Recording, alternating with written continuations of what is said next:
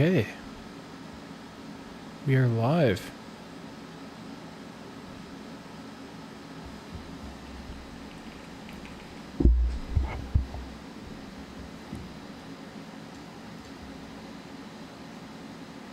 Nice, okay.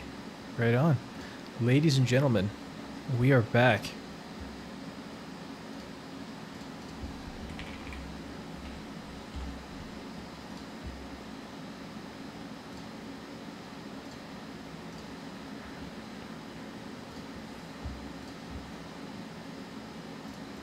So we are working on my R7RS scheme interpreter that we are writing in Rust. Why? Just to write some useless software. That is the goal. Since the last stream, I've implemented quite a bit. Most of it I can't remember off the top of my head, I'm going to be honest. But the main thing we're going to be working on this stream is we're going to continue my parser rewrite. So basically, the way my parser works, it's a recursive descent parser. So it would, and there's 3 stages. So first, it breaks up our source code into tokens that then gets parsed into the actual AST. And then from the AST, we actually evaluate and do stuff with those tokens, or with those nodes for the AST. And that's how it worked. Eval used to be recursive. So basically, as you can see here, we would call eval in eval. And this was so nice. It was so simple and clean. And I actually really like this implementation. But I found a feature in R7RS scheme that this doesn't work for, and that is continuations, which are a whole mess. So basically, for the sake of implementing continuations, because it doesn't work with a recursive evaluation function, I've had to rework my parser. So it's basically like a CEK machine. Actually found a good article on it, I think.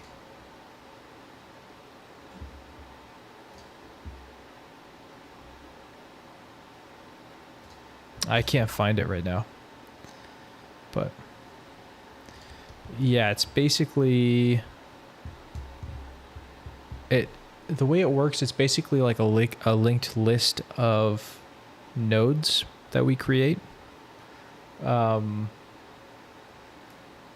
And instead of calling eval again, we're basically just effectively in a while loop. And for every time we evaluate something, we construct a new evaluation frame, a node in this linked list.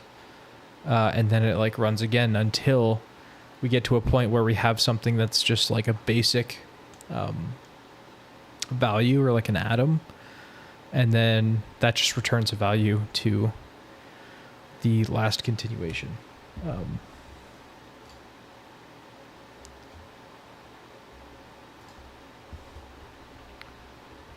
It's basically a state machine. And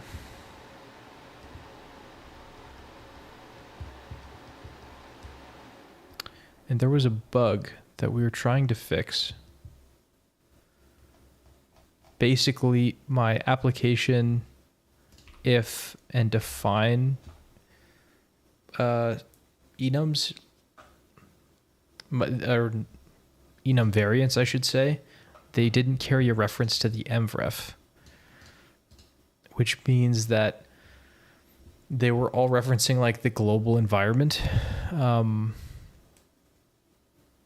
which is obviously problematic. For example, if you have a let statement and then you have like an if statement inside of the let, it's not going to use that let statement's environment. It'll use like the global environment. So that is not what we want. So that's what I was in the middle of doing. And I guess that's where we can pick off.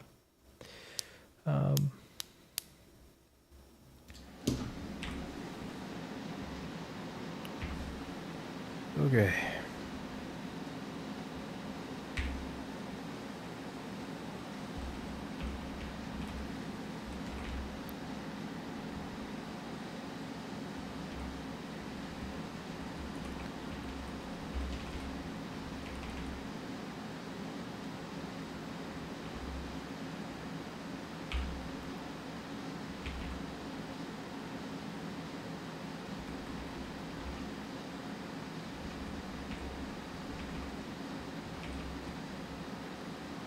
What? Why is it not letting me clone it?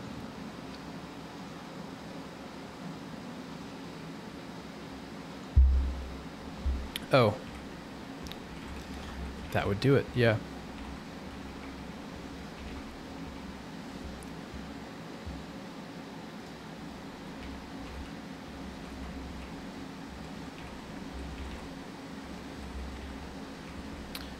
I apologize profusely for all of the clones, but that is just how it goes.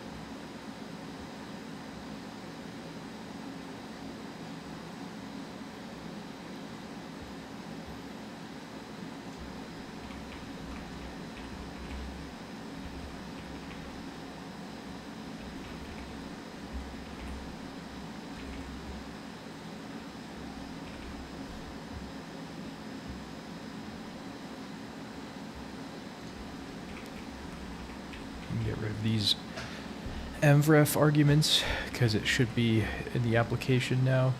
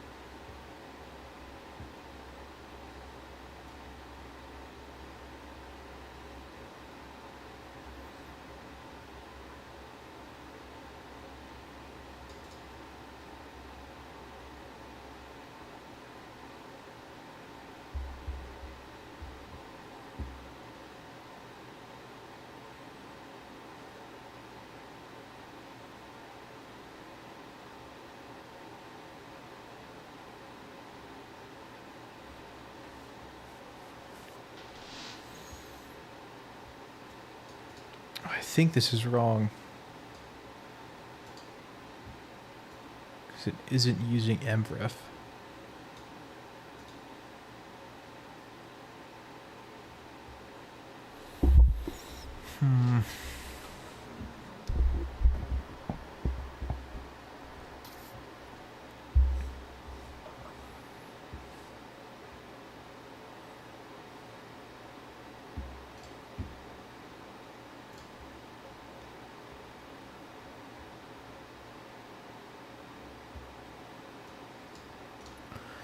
Let's see what Clyde was saying.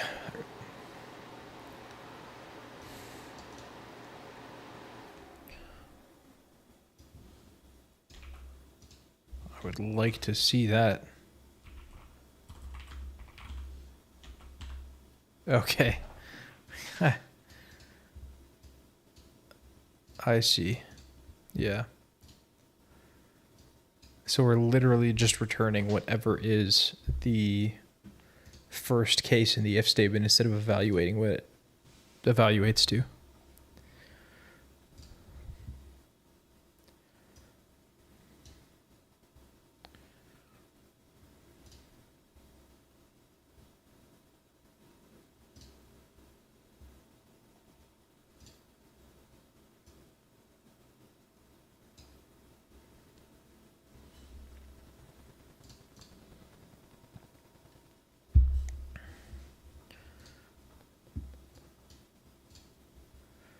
Okay, so we don't want to return there.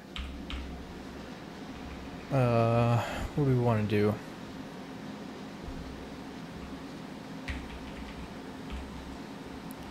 State eval, because we still have to eval the expression.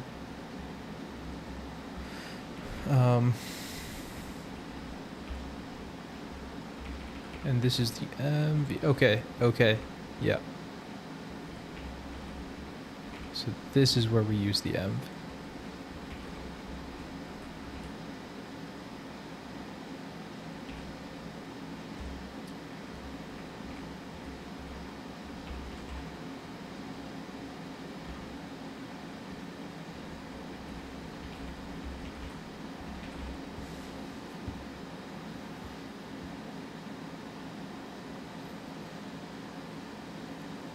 Yeah, same with this branch too. This will have to be eval.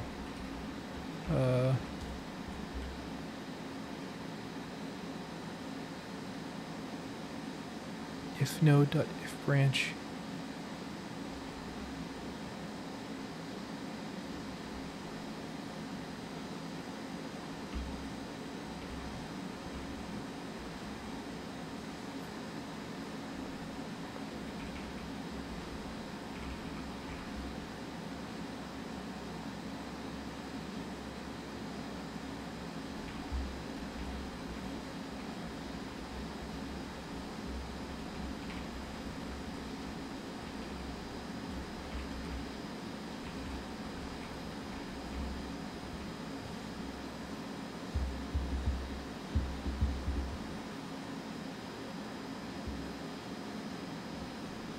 I think that fixes it.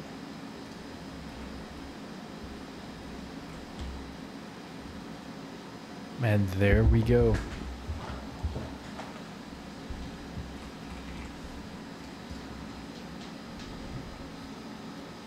Yeah, so I was talking about it at the beginning of the stream, but I didn't actually show the new eval function. It looks kind of similar to the old one.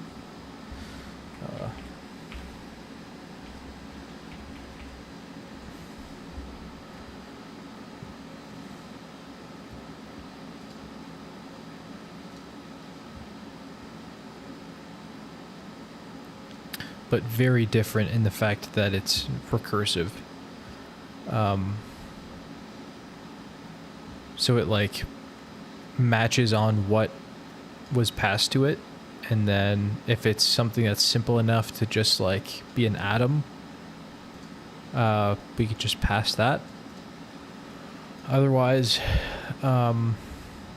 if it's like a symbol or a pair, we have to do a bit more parsing. But once we extract the thing we want, we just call eval again, effectively.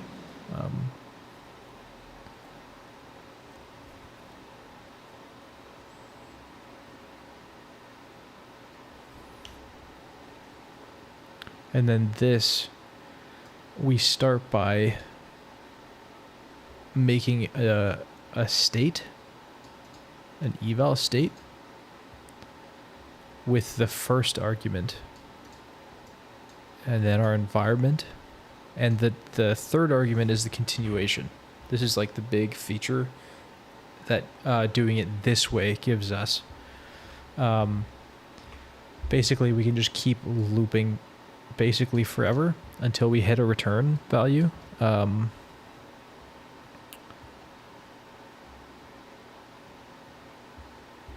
And once we get to something that we want to return or evaluate, we just make a new like state frame and then pass in the data we need for the next cycle of the loop.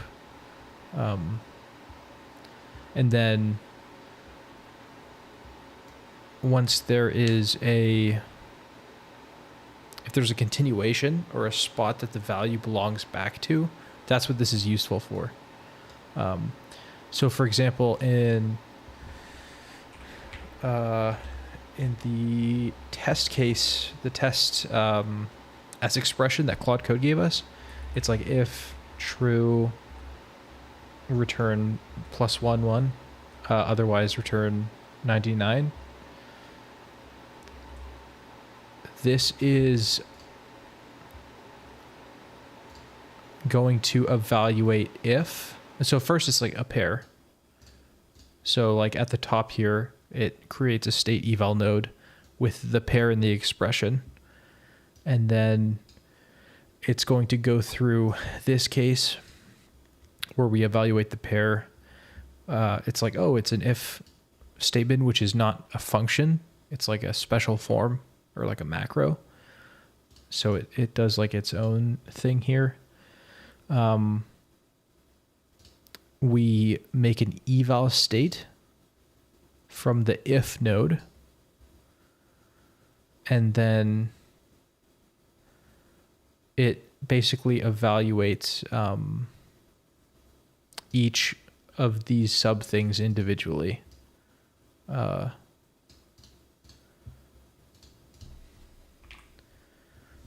that's not the right one. This is it.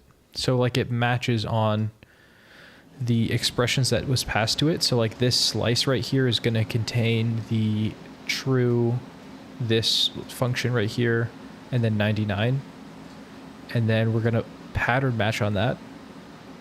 And so we should get some like case expression.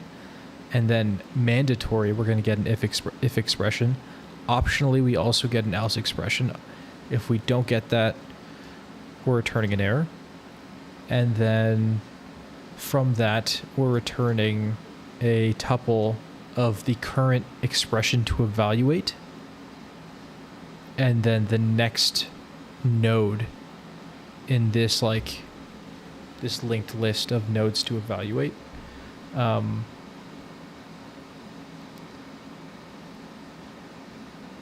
Yeah.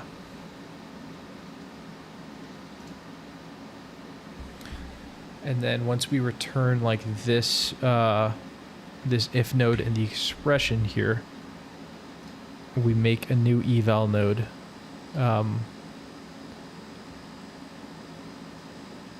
To eval the first thing in the list. And then, so like what that means is we'll have, this is like the thing we're gonna eval first. And then these two things are stuffed into the if node. Which is up here.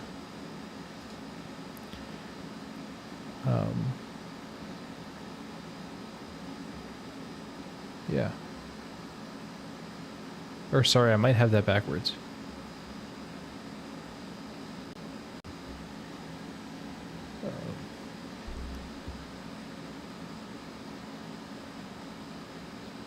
I do have that backwards. Yeah.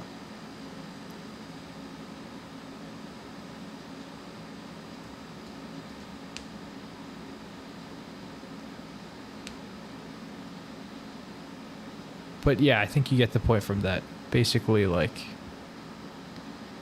it's not recursive. It's still a loop. Instead of relying on recursion, I'm using these data structures of like the state and the node to store information that carries over between loops. And that way, when we evaluate things, we know where it goes once it's evaluated. Like with the next argument here. Like it'll tell like it's not just gonna like recursively go and like, okay, we have a pair, so first we're gonna evaluate this, then we're gonna evaluate this, then we're gonna evaluate this, and then we're gonna do the whole thing. Like it knows the sequence of where each thing is evaluated in the S expression now. So once we write the call /cc function, we'll be able to basically like do, it's almost like a go to or return statement. And yeah, we'll be one step closer to being R7RS compliant.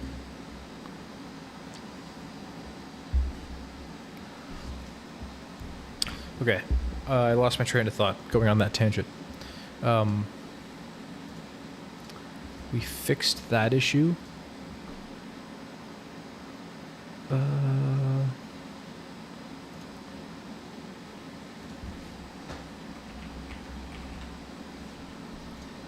Okay, yeah, I think that was it. So now everything should have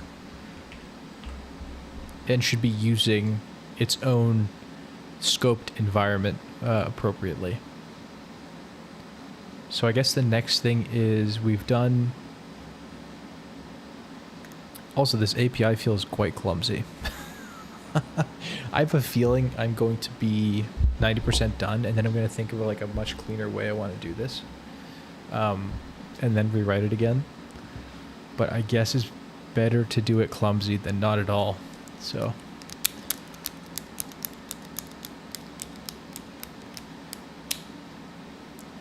what should we do next? In our macros crate here, these are the old macros. I ported over if and I ported over define so far, and that's it.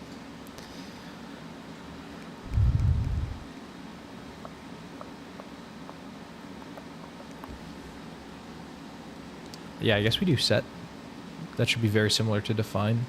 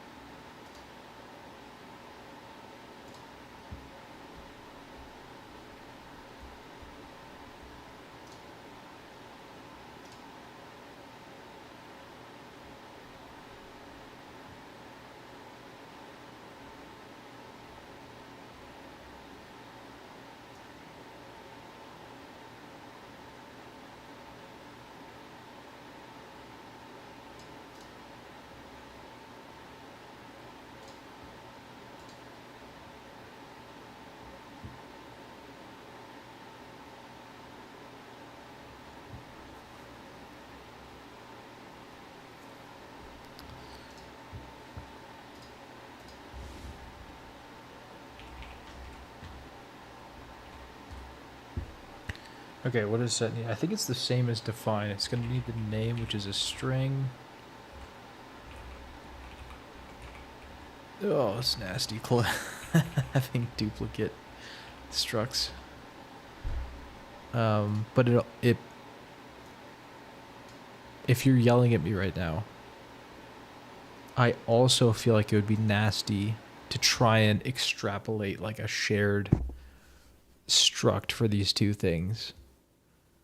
Like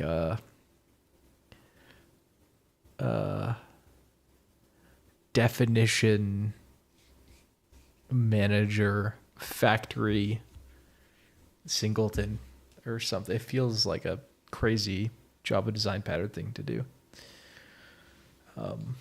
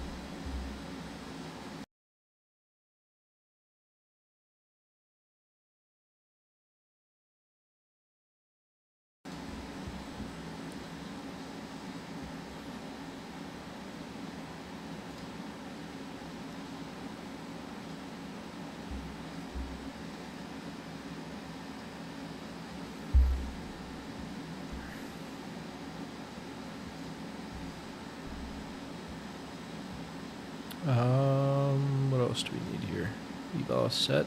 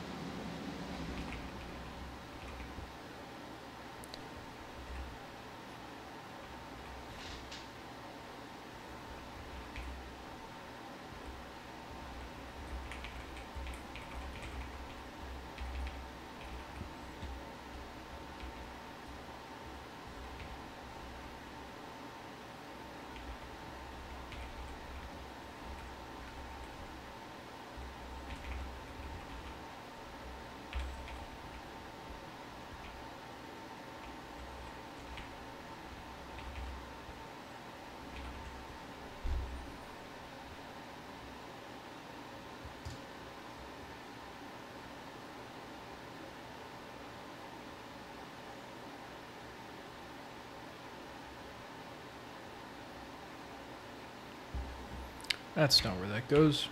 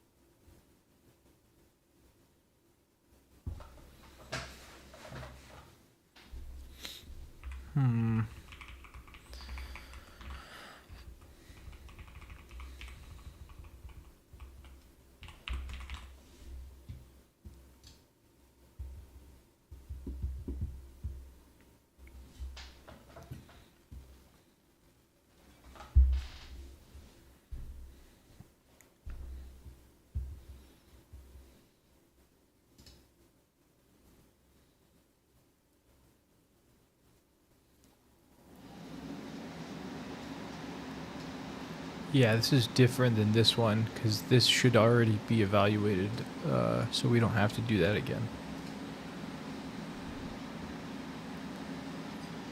Yeah.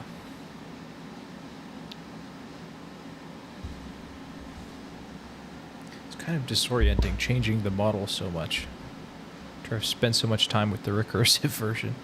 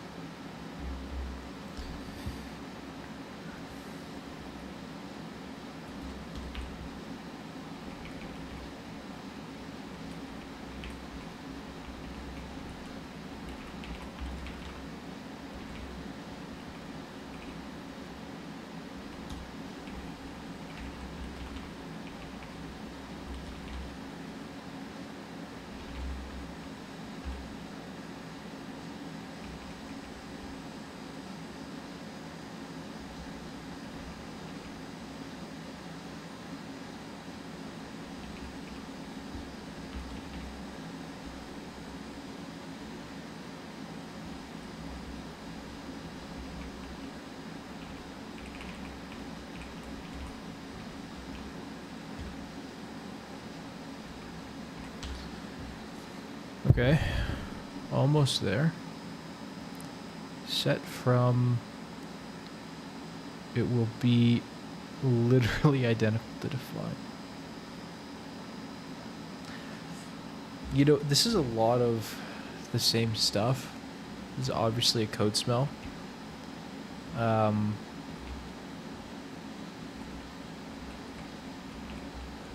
so wary of abstracting things early on, though. I can't remember what he called it, but I remember Casey Muratori on, I think it was a podcast with Bukash. He was talking about how he did cleanup of code. And basically his whole philosophy is like, just get the thing written, just get it down as simply as possible, and then from there it'll become more and more obvious what can be cleaned up and abstracted. So that's kind of the philosophy I'm trying to adopt as well, but it also deeply bothers me because I there's another part of me that really wants to do like the clean code thing and have everything be like nice and generic and abstracted already, and kind of start at like the high level, and then from that like nice abstraction and interface go and actually like piece things together. Because like, yeah, as I'm like copying stuff from define to set, this is a lot of the same code copied.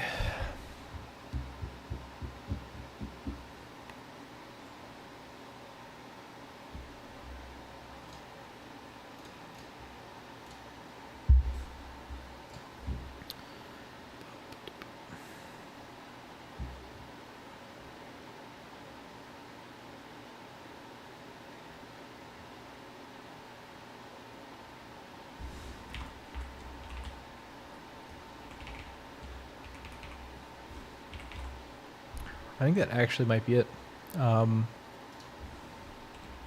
Wait, I want to try something.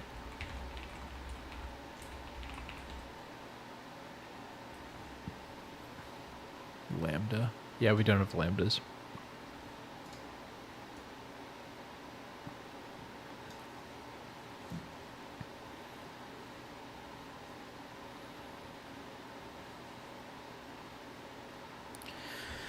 Interesting.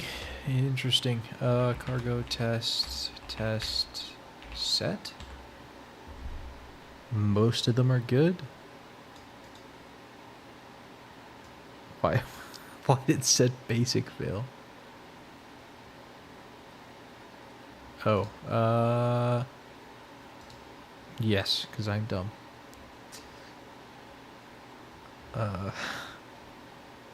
Wait, why did the other ones pass?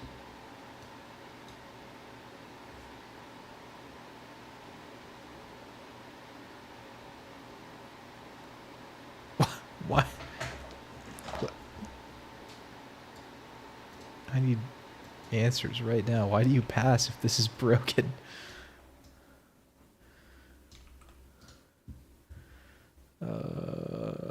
Where is it?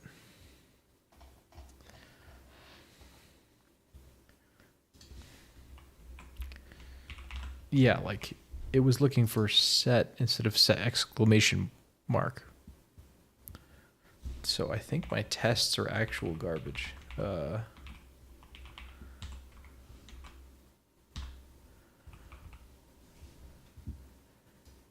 Oh, set car. Why does that work? Oh. No, why does that work? I think I implemented set car as a normal procedure. Yeah. Yeah. That makes sense. Well, it doesn't make sense, but it makes sense why it passes because I implemented it like that. Why? I don't know. I don't know. To be honest, I don't know why it needs to be a macro to begin with. Like it's literally just making the head of the list set to a specific expression.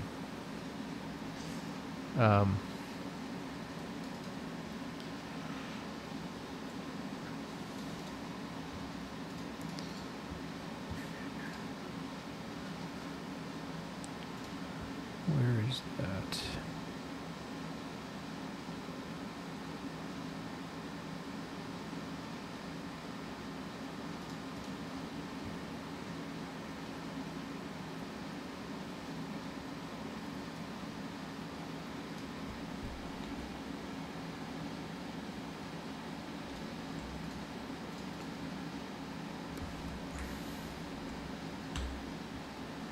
Okay, what the hell is this doing? Set inside a lambda.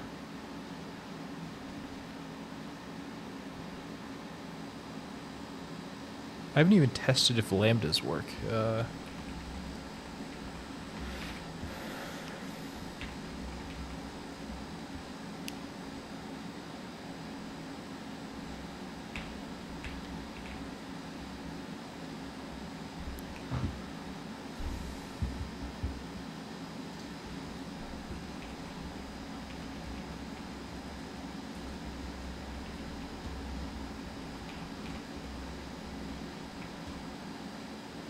What?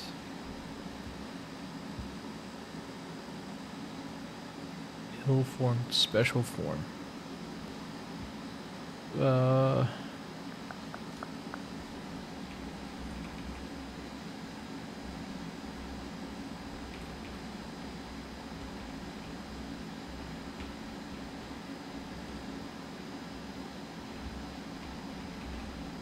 That's so funny. Oh my god, why did it do that? Define x and then the function, and it just ran the function. Excuse me?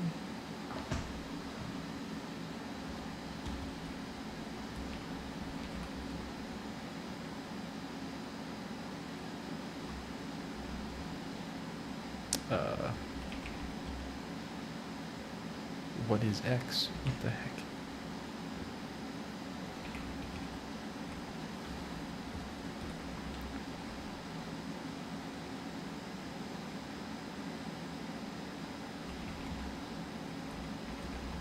I don't even understand what's happening anymore.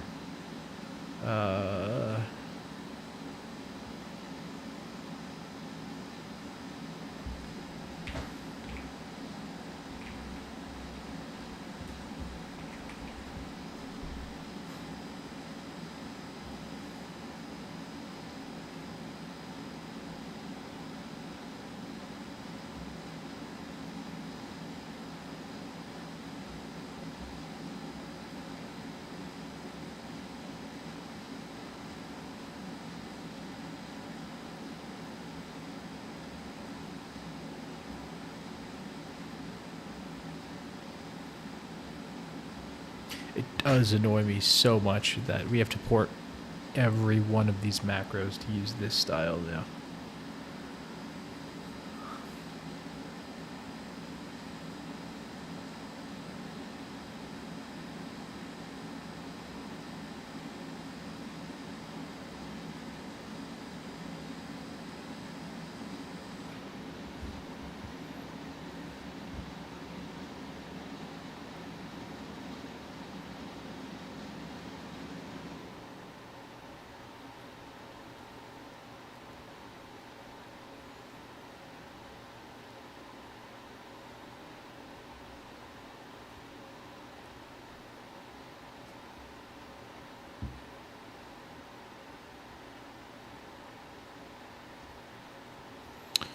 What's another one we could do? Maybe let binding? Do I need lambdas for let bindings?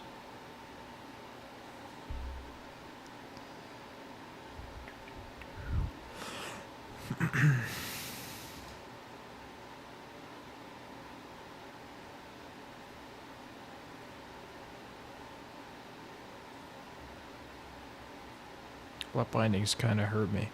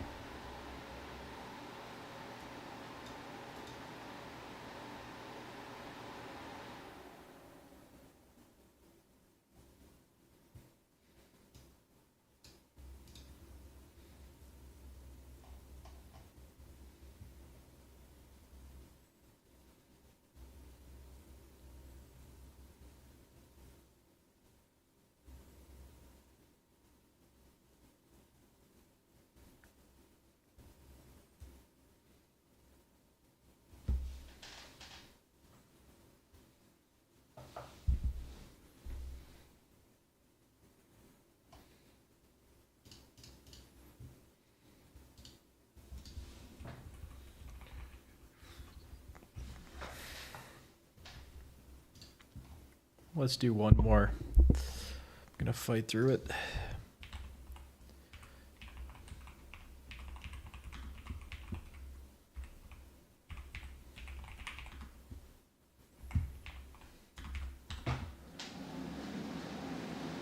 Do we even need this for quote? What would quote look like?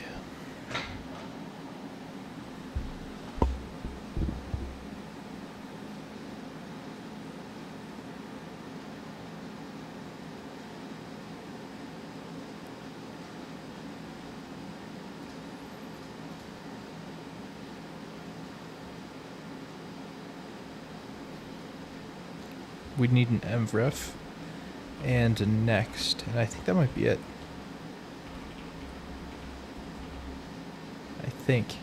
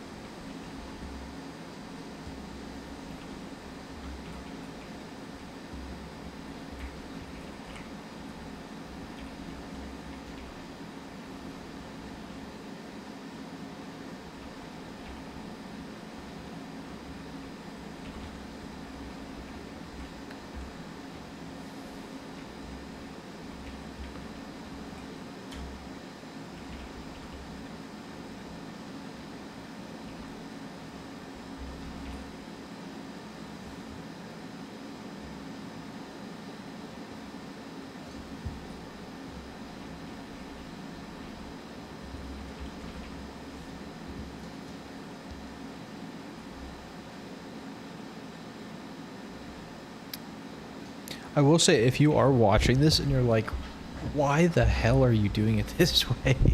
please, please comment if you have any suggestions on a better architecture to clean this up.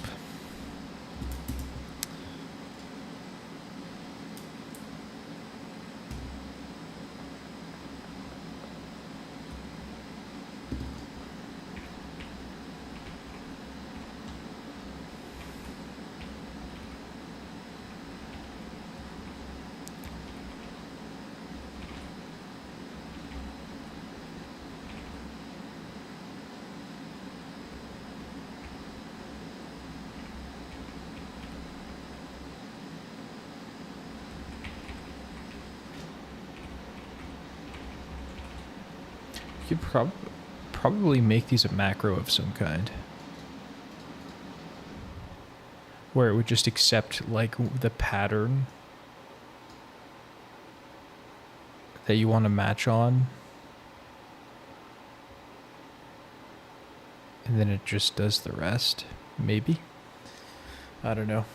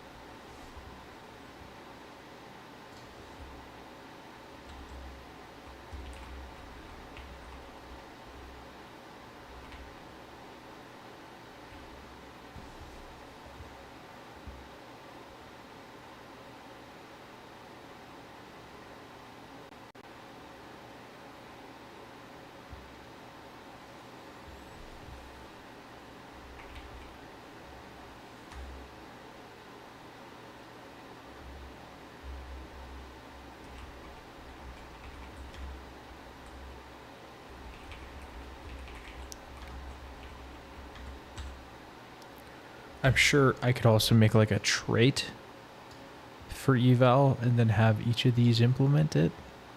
That might clean this up a bit.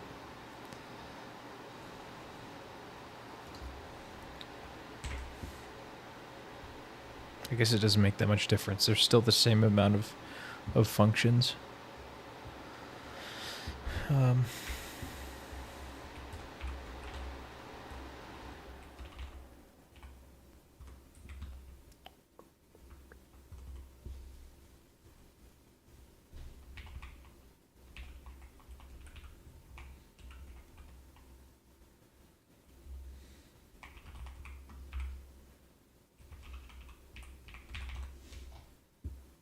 I'm not writing that function. That's stupid.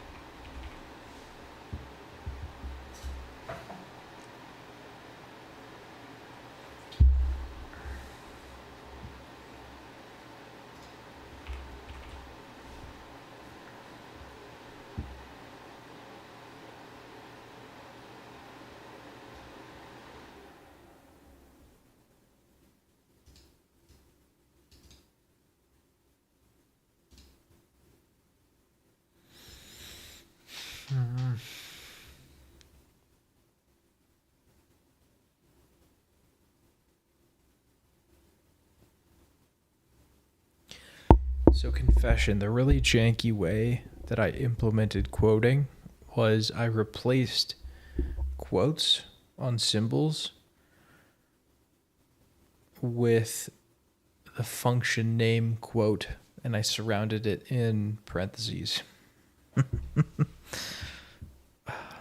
And this branch is only reached once there's a pair.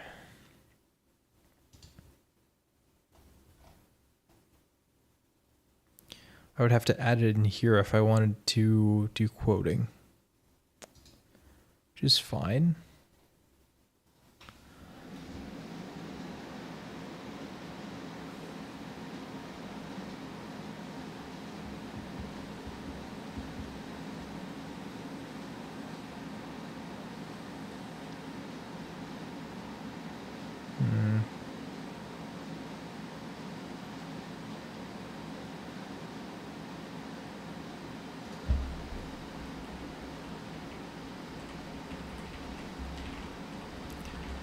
Gonna do it this way for now. I'd have to rewrite my parser if I wanted it to not replace it with quote. That's just how it works before it even gets to eval.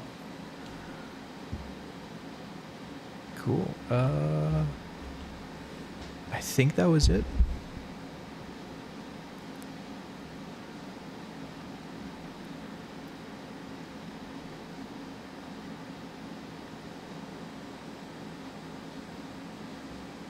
Yeah, it should work now.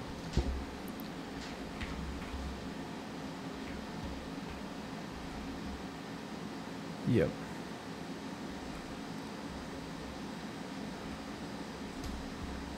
Except that's not...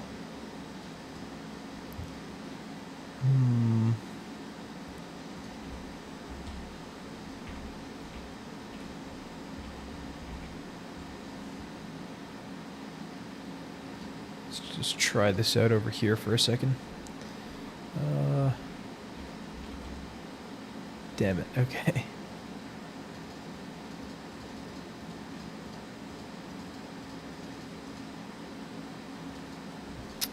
That's not compliant. How does that work then? I'm so confused.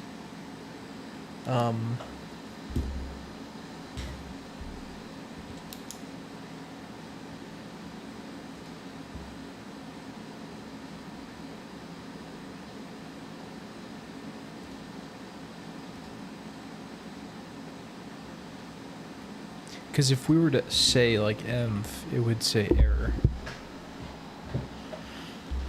I guess that's why this is a macro, right?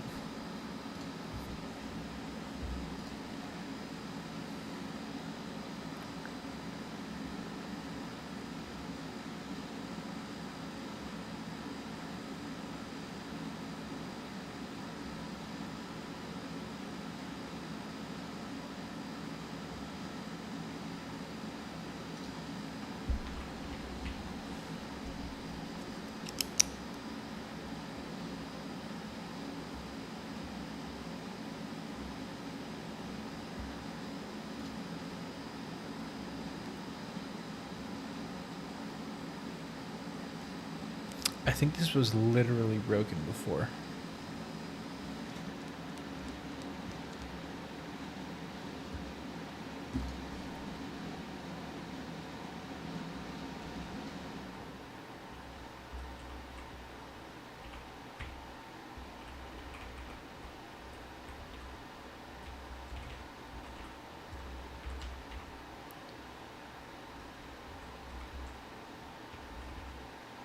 No, it did work before. Okay, never mind.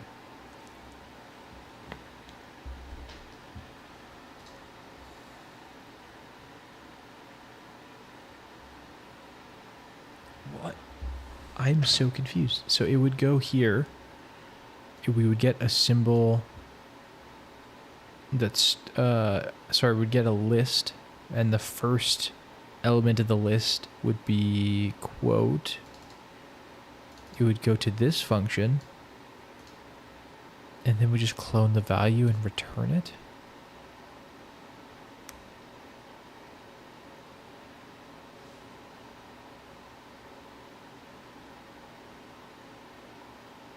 I see, it doesn't get evaluated. We're evaluating it. We just need to return it. Right. That's a silly mistake. Yeah, it doesn't need to be evaluated at all. We want to return... I think return is just the expression in the next. Yeah. Cool. That's funny. So we we don't even need this in there.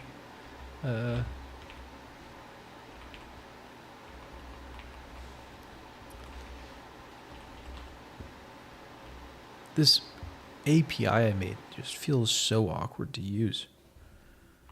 It really does.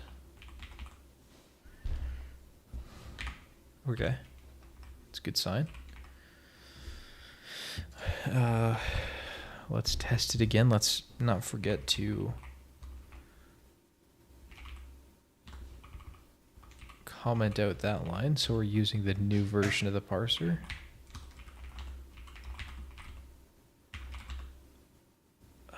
Dang it.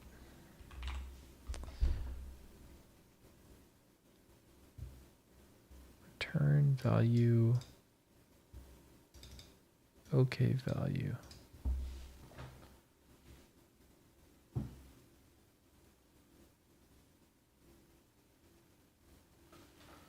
That should just be a symbol.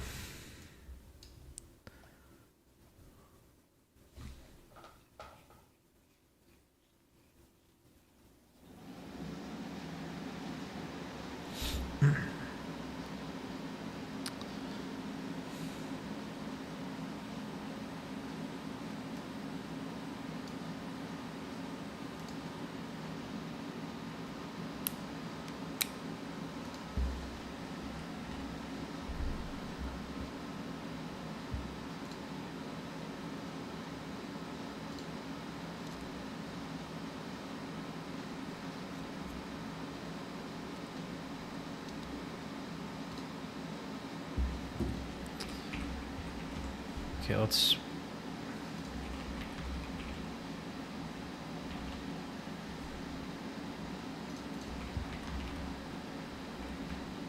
Yeah, no, that doesn't work.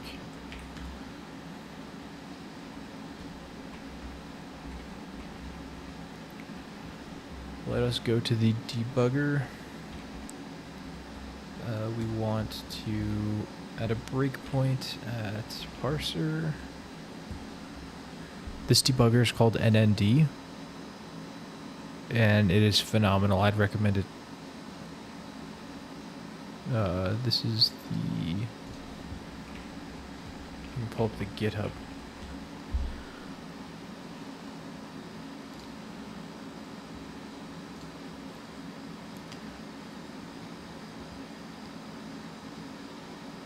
It's the rad debugger for Linux.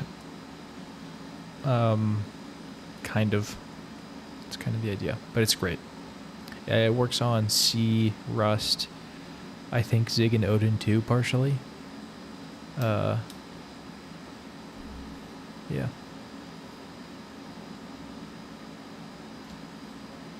Anyways, so we want to go to the eval function.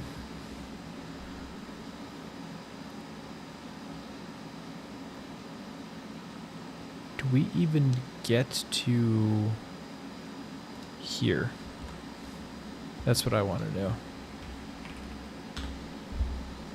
We do? Okay.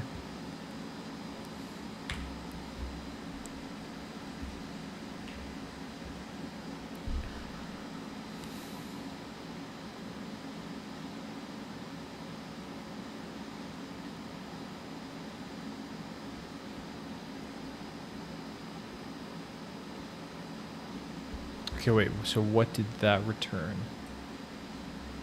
State. That's not what we want. Did I not update?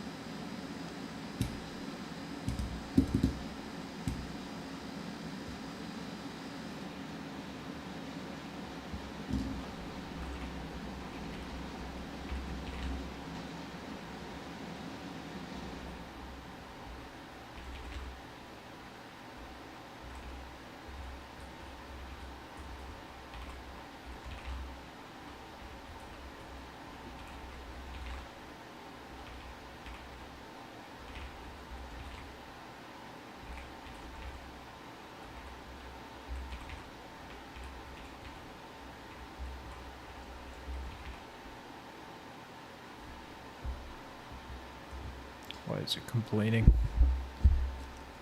Expected struct RC node.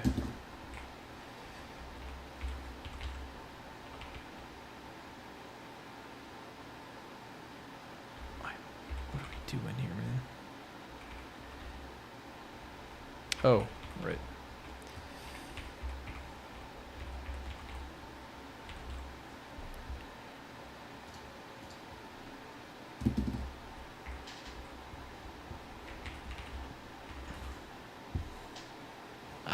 Ah.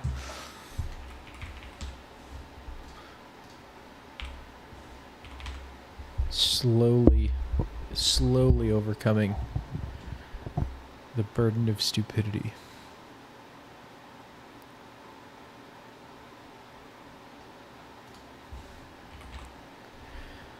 Okay, well, I think... Wait, best case, all quote unit tests will also work. I doubt it, because I'm sure there's special forms that we're quoting as well. Oh, we just had one. Cool. That's fine.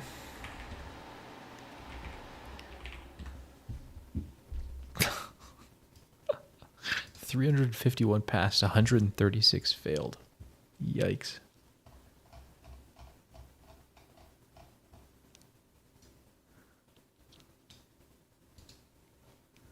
Oh, pass. I thought that was the reverse. That's not bad. I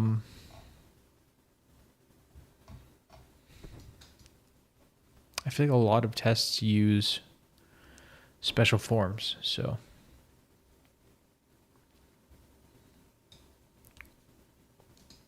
Although I guess we're probably benefiting from the fact that all of the tests that for like bad special form cases to test if it errors will also error, because all special forms will error that haven't been implemented yet. So that could be part of it. But we did set and we did quote. Now to do that for the other like 10, 15 macros, and then we'll be good to go. Right on. Well, I think I'm going to call it there. Thanks for watching, and I'll catch you guys in the next stream.